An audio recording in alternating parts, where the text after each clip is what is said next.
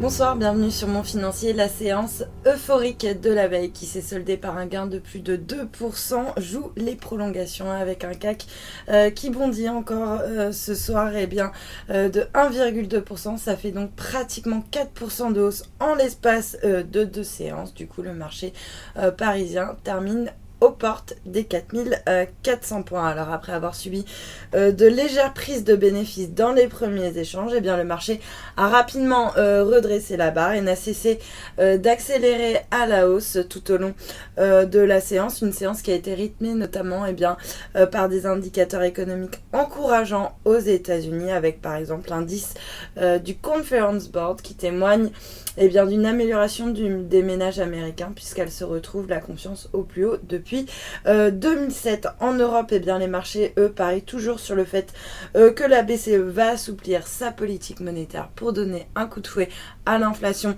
et à la croissance, mais les stratégistes, notamment des grandes banques, essayent de tempérer un petit peu les ardeurs des marchés en soulignant que la BCE va sûrement attendre les effets des dernières mesures qui ont été prise en juin avant d'utiliser sa dernière cartouche.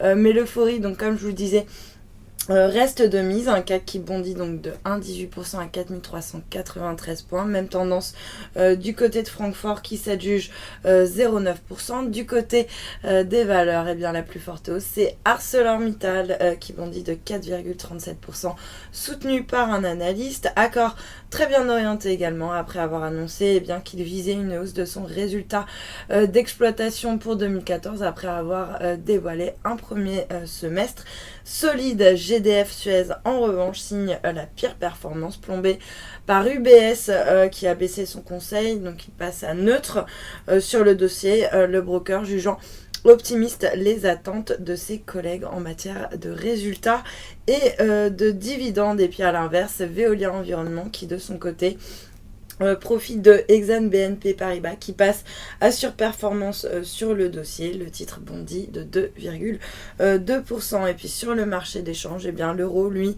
se redresse légèrement, continue de flirter autour du seuil des 1,32. Il se redresse également par rapport au yen autour des 137,38 yens. Et puis le billet vert, quant à lui, qui reste stable face à la devise japonaise autour des 104,12 yens. Et puis pour terminer, l'once d'or qui reste plutôt bien orientée à la clôture européenne, plus 0,4% à 1284 $ l'once. Voilà pour la clôture des marchés. Passez une excellente soirée, à demain.